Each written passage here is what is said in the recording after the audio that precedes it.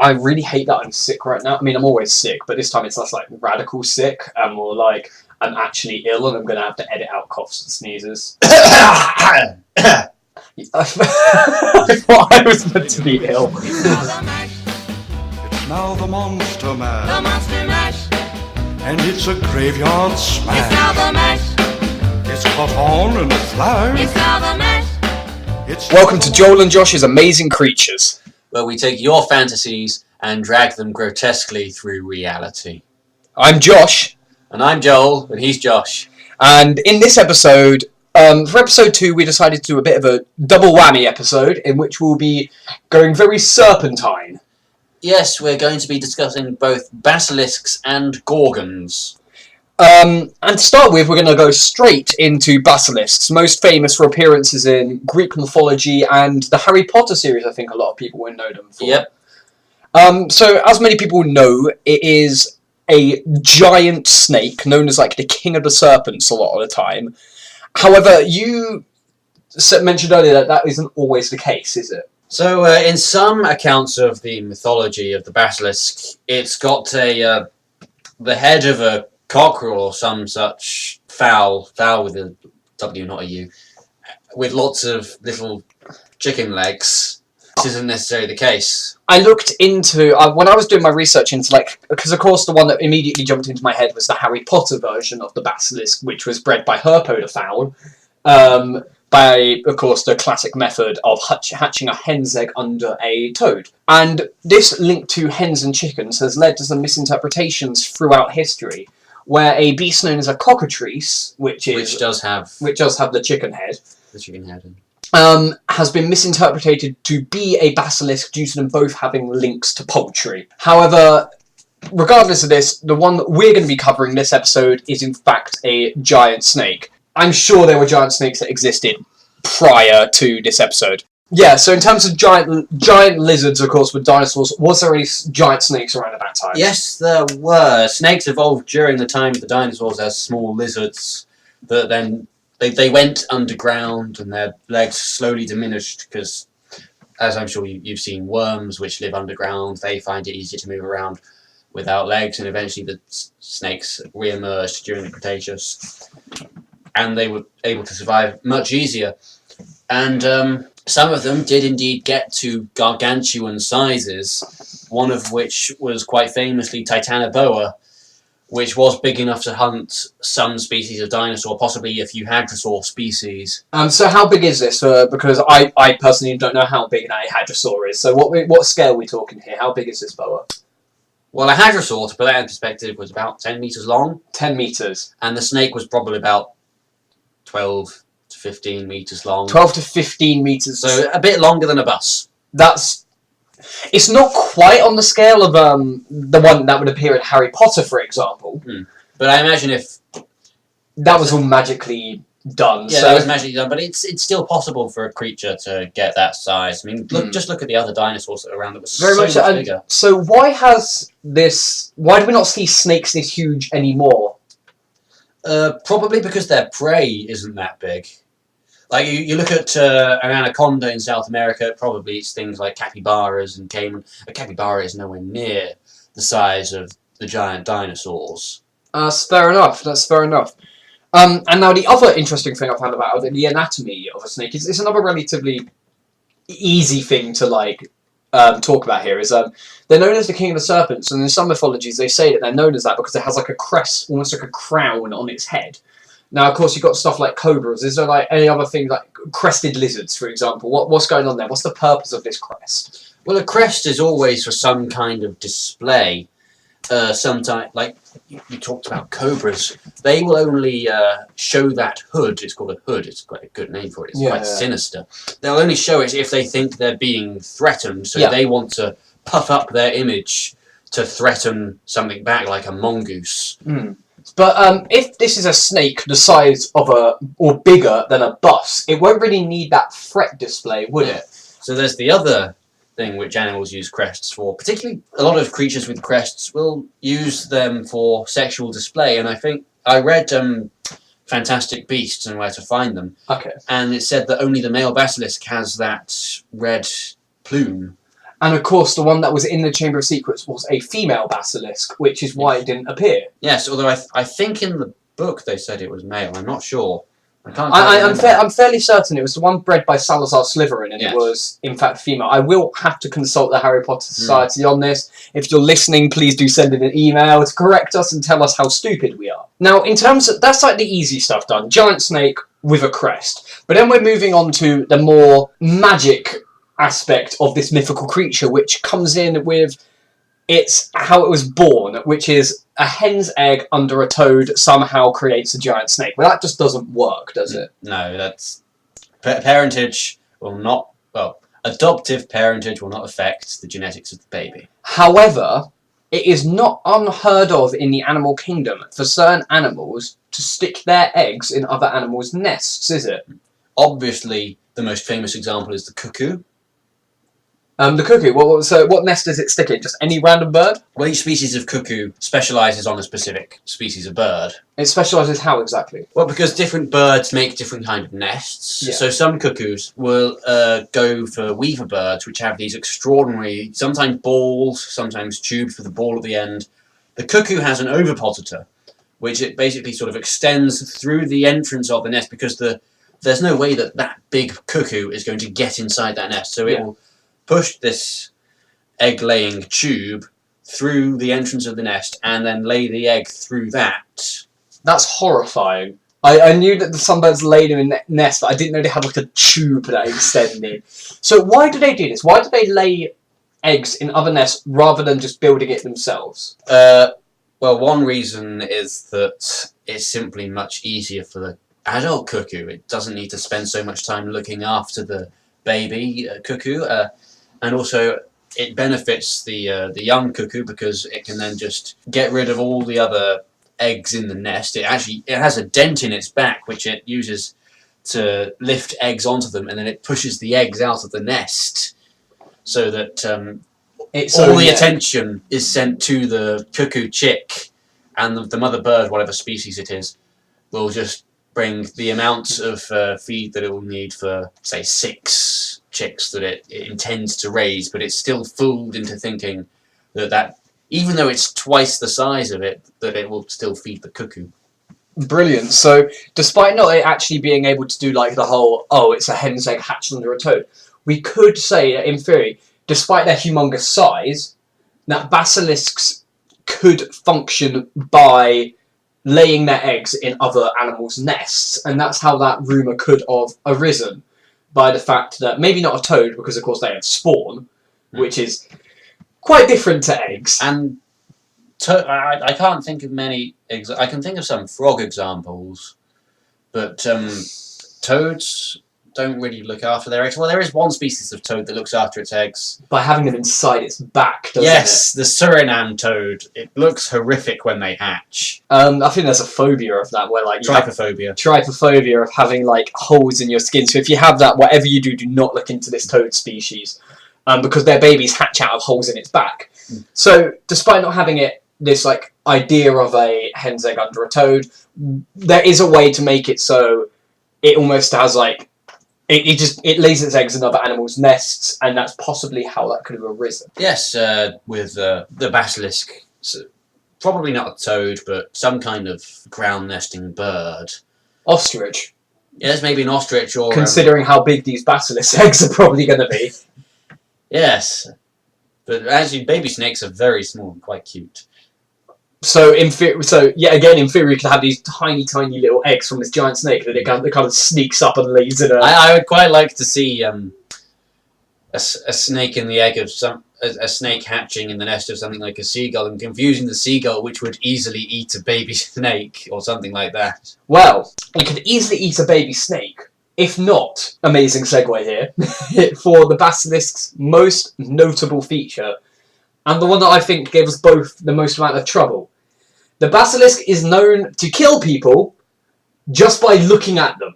And turning them into stone. No, the basilisk Oh, yes, I forgot that. The basilisk does not turn you into stone. The basilisk, in fact, just kills you. Get out, Yes, just by looking at you. Yes, I've been corrupted by the Chamber of Secrets. It's the reflection or some other such way of... The reflection, or if you look at it indirectly, will petrify you. Still not turn you to stone, just kind of paralyze you. But they are known that if they look you, some say if they look you in the eye, some say if they just look at you, full stop, you will die.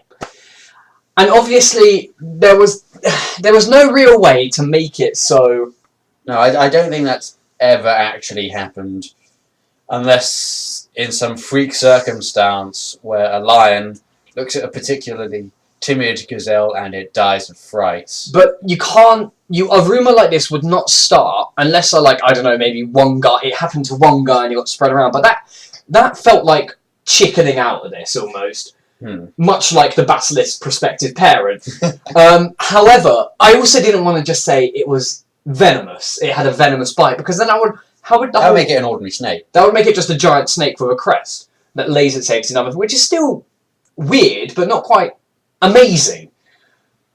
So in order to do this, I am no expert in the field of biology like you. However, I'm an expert in spam-watching documentaries on stuff I don't need to when I'm meant to be revising. And through this, there was a certain kind of lizard that I found which may actually have an ability which could be applicable to this death gaze, which I'm sure you've heard of, and many of our listeners have heard of, called the horned lizard. Now, the horned lizard has this, despite its name, it's not actually that horny. Unlike a lot of the freshers that come to this uni, and its name suggests, it's kind of almost looks defenseless. And a lot of animals, especially birds and snakes and bigger lizards, will look at this thing and go, easy pickings.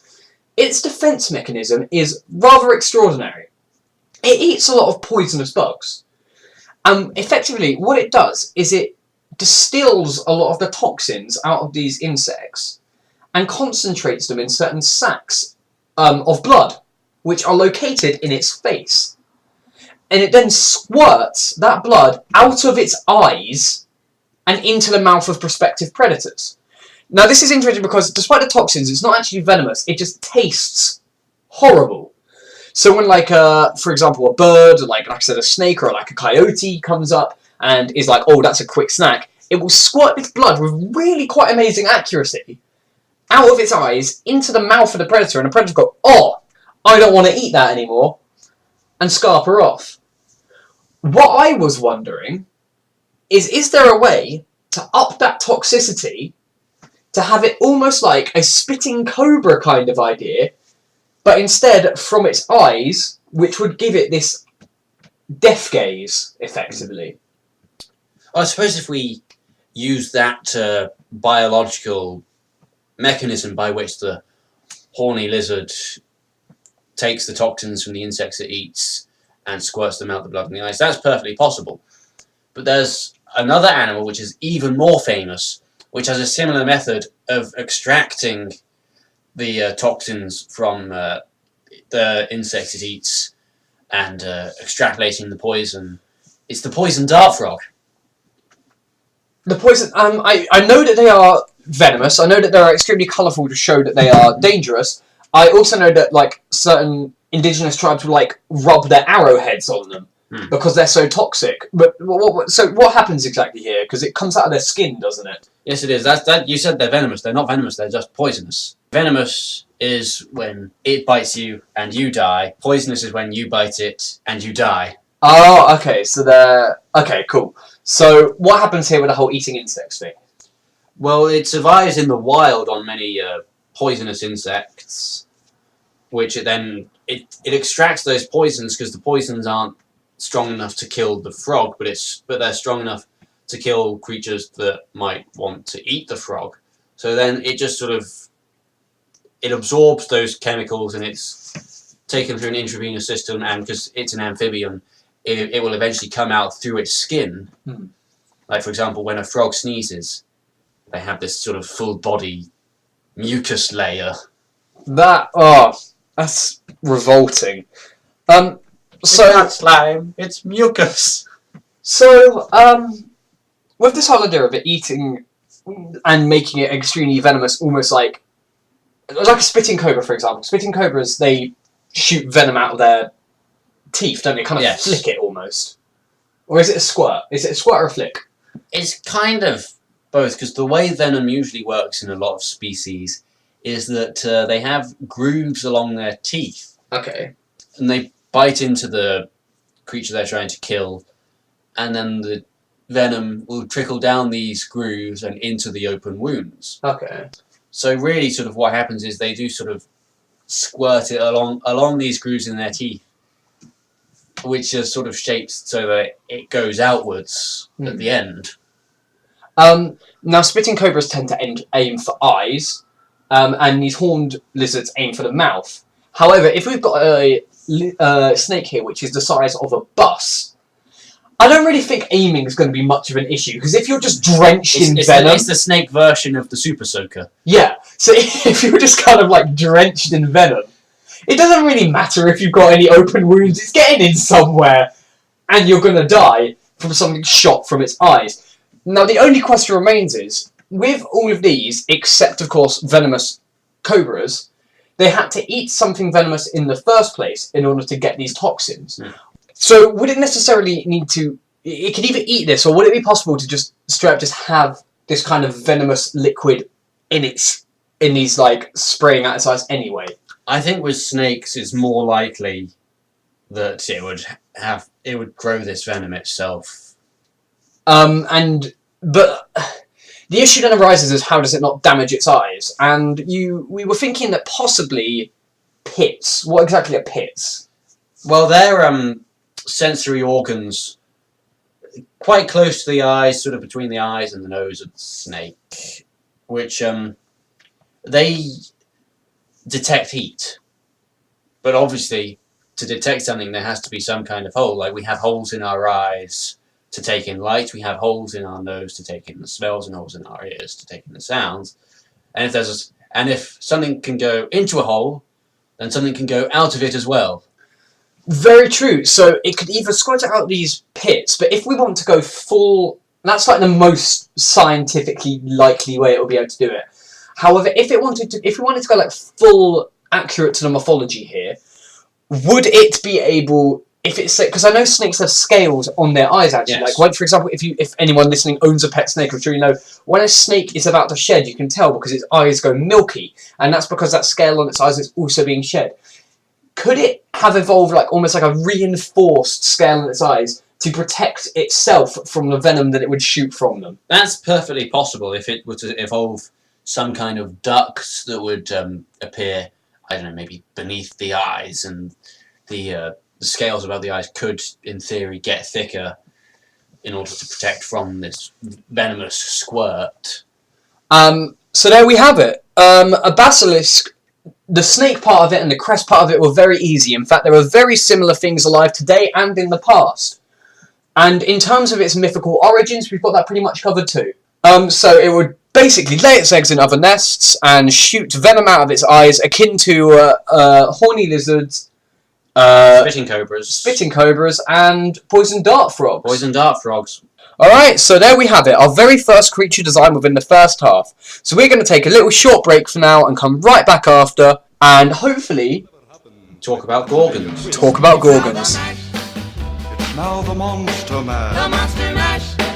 and it's a graveyard smash. It's now the mash. It's caught on in a flash. It's now the mash.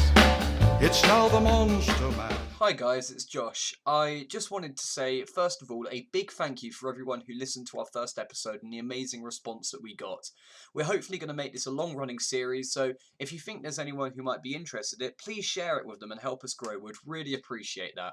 I also just wanted to correct myself a bit from last week where I told you about our email where you can send in any suggestions. It is in fact jjamazingcreatures@gmail.com rather than just amazingcreatures@gmail.com. So sorry about the confusion there, but hopefully any ideas that you had should still make it to us. Anyway, thank you again for listening. Back to the show. It's now the Monster The Mash, Monster Mash. and it's a graveyard It's smash. now the mash. It's caught on in a flash. It's now the mash. It's now the Monster Mash. Hello and welcome back to Joel and Josh's Amazing Creatures. In the first half, we discussed how a basilisk could be created and concluded that it would be a snake the size of a bus that could use venomous projections that would essentially drench and kill anything in its path. And now we're going to talk about something else that's quite serpentine from Greek mythology, Gorgons. Yes, Gorgons, yeah, like you said, from Greek mythology. But first of all, I'm going to go into a bit of what is a Gorgon, because some people seem to be getting a bit confused about what they actually are. So, yes, they are serpentine slightly. However, a lot of people, and a lot of, for example, movies have not helped this, have interpreted them as, like, almost snake people. Like, maybe they've got the lower half of a snake and the upper half. But in fact, in the original mythology, the only snake part of them was the famous snake hair. So they were an all-female species, with the most common sometimes appearing as like 3 sisters, sometimes appearing as a whole race. But the thing is, in the classic mythology, they were always just people with snake hair and this amazing ability, similar to the Basilisk death gaze, with the ability to turn people to stone with their gaze. So, the first thing we're going to talk about is snake hair, I think, considering it's one of the 2 most defining features of a Gorgon. So, how could that work? How could a person have snake hair? Well, I'm not even going to postulate that somebody is growing snakes from their head. What I'm going to suggest instead is that these are independent creatures living on the head of an organism, much in the same way that we have oxpeckers on rhinoceros, which spend a lot of lives on rhinos, sometimes hopping from rhino to rhino, but they follow the rhinos. They live almost entirely on the rhinos. Their life cycles are dependent on rhinos, and they live off ticks and other parasites that would embed themselves in the rhinos, which a rhino obviously wouldn't be able to reach back and scratch itself. So what we're saying is, effectively, rather than someone actually having snakes for hair, they would almost have snakes living in their hair. Yes. But what kind of benefit would this give to... Because I struggle to think that this would be... Considering we're doing Joel and Josh's amazing creatures here, we're not just going to have a person who happens to have snakes living in their hair. What exactly can we do about this while still maintaining that classic, not perfect visage of a Gorgon, but as close as we can while still having this whole idea of a symbiotic relationship? Well, I would suggest, instead of having humans, we have apes, or maybe some kind of hominid, which is still technically an ape, but closer to human. Okay. And why would they, for the symbiotic relationship, how would they benefit from snakes living on them? Well, a lot of chimpanzees and gorillas, you will see them grooming each other's backs. That is not only social bonding, but it is parasite removal. So they have this need to, and the thing is, like I said, in a lot of classic mythology, Gorgons often either appear on their own or in threes. So if we're doing an ape-like creature, it would remove that need for the social aspect of grooming, but still maintain that need for grooming. So effectively what you're saying is these snakes could remove the parasites akin to how these birds remove them from the rhinos. Yes. So that's interesting, and that could also possibly kind of play with maybe the apes providing food for them as well, like in a similar way to... I would suggest pilotfish and sharks. The sharks have no benefit from the pilotfish, but if you ever watch, say, David Attenborough's The Blue Planet, and there's a big shark going along, you will see lots of tiny fish next to it. They're called pilotfish. They're always found next to sharks. The sharks don't necessarily benefit from them, but when a shark kills something like a sea lion, the pilotfish will just take tiny little bits from the sea lion, and they'll spend their whole lives next to the shark, just scavenging. So it's almost a combination of nicking food from the apes, but they do groom them so the ape allows them to stay. Yes. Now, what I want to know is, not only their grooming, there has to be some other kind of benefit gain here. And the one that immediately springs to mind is protection. Similar to another symbiotic relationship I think you recently told me about, which was a spider and a frog. Yes. What happens is that a spider... this is a large tarantula. I think it lives in Mexico. I could be wrong.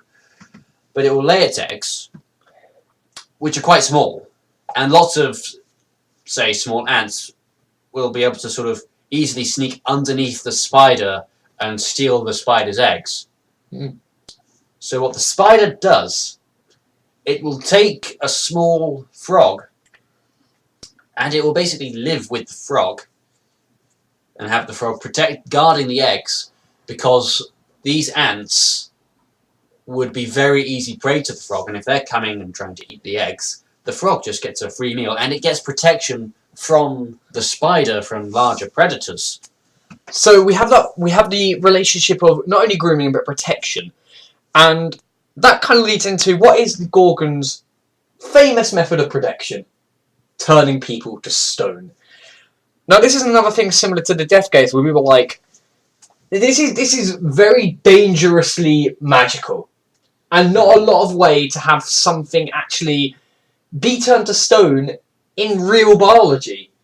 And we've both kind of thought of different ways around this, so do you want to explain yours first? Yes, mine is more to do with how myths themselves work. If we take rabbits, for example. If a rabbit is alone and you're driving along at night, it will stop and gaze into your headlamps. But if there's another rabbit with it, it will instinctively follow the other rabbit, and they can just hop across to the other side of the road.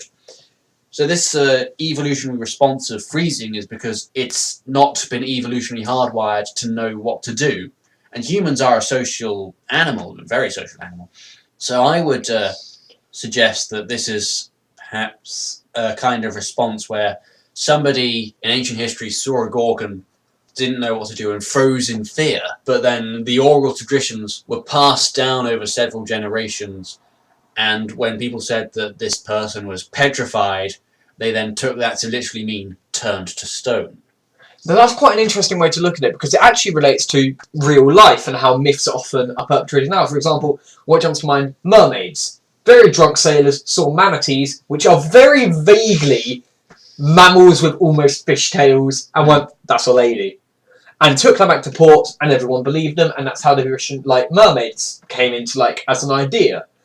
However, if we're going to do it as in it fits in the real world and still does what it does in mythology, I thought we should possibly take this up a level of weirdness and have it do the best it can to actually turn people to stone. Now, obviously, you can't instantly turn something to stone. That just doesn't work. That's science fiction. That's magic. However, it's in fact magic and fantasy which gave me the idea to explore into this. Now, I'm sure some of our listeners, and myself included, are avid watchers of Game of Thrones. And there is a disease in this universe which I found very interesting, called grayscale. Now, the sufferers of this disease are known as the Stone Men, because what this disease effectively does, it makes your skin dry out, turn grey and crack, and almost give off the appearance of stone, despite it obviously not being stone. So, but on the basis of this, I did a bit of research into the writer George R.R. Martin's thinking behind this, and I found this lovely website which was just talking about the science of this disease. And it basically linked it to leprosy, which is another disease which has a horrible effect on the skin. It can make you lose fingers, it can make you lose other extremities, because your skin almost like rots in on itself. However, George R.R. Martin, when talking about what grayscale is, he went on record of saying it is the calcification of the skin. Now, of course, calcification means like a sudden increase of calcium levels, causing it to dry out, crack, and take on this horrible grey colour. Is there anything similar to that you can think of from real life at all? Yes, there's actually a disease. Actually, you mentioned calcification. Bones are very high in calcium. And there is a disease by which sort of people turn into... Their whole tissue sort of turns into bone. I am Googling it now. This is what... You're going to see why I had to Google it, because it's a very long name. And I may butcher the pronunciation. It is fibrodysplasia ossificans progressiva. And that basically turns muscle tissue into bone. Yes. So, in terms of how this disease works, there are some creatures which do not have venom per se, rather just bacteria-laden saliva. Is that correct? Kind of. I mean, people often talk about Komodo dragons. They have bacteria-laden saliva as well as venom. It was discovered quite recently that they had venom. Oh, but okay. This bacteria-laden saliva is indeed a thing that does help to contribute to the death of. Because I was going to say, if this has been new information that's corrected us, but I do remember seeing something along the lines of the Komodo dragon would bite them and then just kind of stalk them for days on end until the disease eventually took hold and they died. It's quite horrific, really. It's very depressing to watch if you ever watch these Attenborough documentaries. So effectively, we could say that these snakes, or possibly even the ape itself, is maybe a carrier of this form of calcificating leprosy. And in fact, leprosy is carried by some rather unsuspecting mammals. Armadillos carry leprosy. Armadillos carry leprosy. How exactly did they get leprosy in the first place? That I'm not sure, because they live in South America. Well, so in that case, whoever it is, most likely the snakes, to complete this idea of a symbiotic relationship, would probably carry a version of this leprosy. And then when this humans encountered it and been bitten by one of the snakes or by one of the apes, and ran away home, and has been like, you'll never guess what I saw. It was a human with snakes for hair, like maybe doing what you said, embellishing the story of an ape covered in snakes. And then within the days of them being home, within like maybe a week or so, watch as their skin greys and cracks and they die from this disease almost like they're made of stone. And that could possibly be the origin of this Gorgons looking at you and turning you to stone. Combining both the idea of people being people and embellishing stories and passing them on, as well as some kind of scientific basis behind it. Now there's one other quite major point in the discussion that we haven't mentioned yet concerning Gorgons, and that is the fact that Gorgons are only female. Well, in the mythology, at least in some versions of it, in the versions where it's the only Gorgon in existence is Medusa, the famous Gorgon. The reason for this is that Medusa had an affair with one of Athena's lovers, I think Poseidon, and Athena was angry with her, and she said that if Medusa ever entered one of Athena's temples, then Athena would curse her. Medusa didn't listen and went into one of Athena's temples, and Medusa then turned her into this monster. But there are animals in reality that are only female. Mexican whiptail lizards are entirely female, and they reproduce by parthenogenesis, which is something a lot of insect species do. A lot of bees and wasps do it. Komodo dragons are capable of it, but they don't have to. So what is this parthenogenesis thing? A more detailed explanation as to how this all-female species manages to survive. Commonly referred to as virgin birth, the concept that an egg doesn't need to be fertilized to grow into a full-bodied animal, but really it can just sort of copy the complete genome of the parent and effectively be a clone. But then there's no male input, so that in species where they only reproduce via parthenogenesis, they are all female. So would that lack of genetic diversity not be a bit of an issue for the species? Oh, it's definitely an issue. It's thought that if anything were to happen to this Mexican whiptail lizard, say, the environment changed to become far too wet for the Mexican whiptail lizard to survive in, then the lizard would probably go extinct, because there's no sort of genetic crossover going on. They are just clones. And if there's no genetic variation, then they can't adapt to the new environment, and they will become extinct. So, you said earlier that armadillos carry leprosy, right? Yes. Is it like a certain percentage of armadillos that have leprosy? Is it all of them?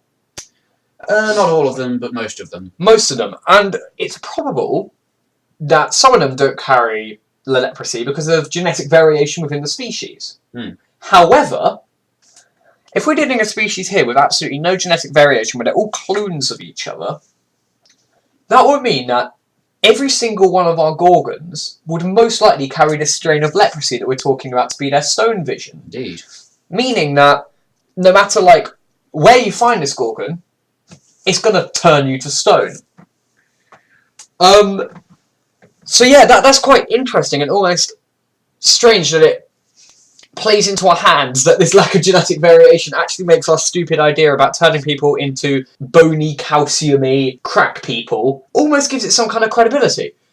There's only one other thing I kind of want to talk about in terms of Gorgons here, which is rather stupid, but the way that I think it was Perseus famously killed a Gorgon was by showing it its own reflection. Now, obviously, we're not going to say, oh, you show it its reflection and it dies. However, a lot of people listening probably have pets as well. Namely, the one that comes to mind is dogs. Have you ever put a dog in front of a mirror, Joel? Yes, I mean, they're used to it now because I've done it so many times. But the first time they do it, they're quite confused. They think it's another dog. The only animals that do recognise themselves in mirrors are humans, dolphins, and chimpanzees. But actually, rather interestingly, there's a more interesting example than dogs looking in mirrors. I can't remember the name of the species, but it's a lot of lizards. When you get male lizards during the breeding season, they're going to be very aggressive towards other males. And some lizards have got this thing called a dewlap, which is a flap of skin underneath the neck, which normally when the lizard's going about its ordinary business, it looks fine. But if it wants to display to a female or to a rival male, then it will flap out this dewlap, which has got bright red skin. And if you show it the reflection of itself, it won't realise it's the reflection, and it will flap out this dewlap, thinking that it's arguing with someone. So, we were talking earlier about how in most ape species, the grooming is a social thing. However, we said that the purpose of these snakes could possibly be linked into the fact that they would not be social and thus they need something else to groom them. Which means that possibly they could have an adverse reaction to seeing their own reflection. It would be a massive distraction to them. A massive distraction, which means that despite not turning itself into stone, it would just keep it there for a long time. A mirror could actually help you fight a Gorgon. Well, at least one of our monkey snake Gorgons. As well as the fact that, of course, there was a famous thing about him beheading the Gorgon and walking around and using it to turn people to stone. That wouldn't work. But if you could get one of the snakes... Yes, that could possibly work if you could train a snake to bite on command, or... Well, not... Actually, interestingly, it's a rather bizarre notion. If people are having pet snakes that are quite ill and they're not really eating that much, then people can put something on the snake's prey, which for some reason is like catnip for snakes. It's cod liver oil. Cod liver oil is... Snakes love cod liver oil. So, despite not being able to do the classic, like, mythical image of a warrior holding up a Gorgon's head to turn someone to stone, you could, in theory, get your enemy, have a box squirting cod liver oil pills at them, and then throwing snakes at them. Release a box of snakes onto your unsuspecting enemy. And then they die a week later. And they die a week later of a calcification while you run away. Disease. Well, to be fair, I feel like they'll be pretty distracted by a box of snakes being dumped on them.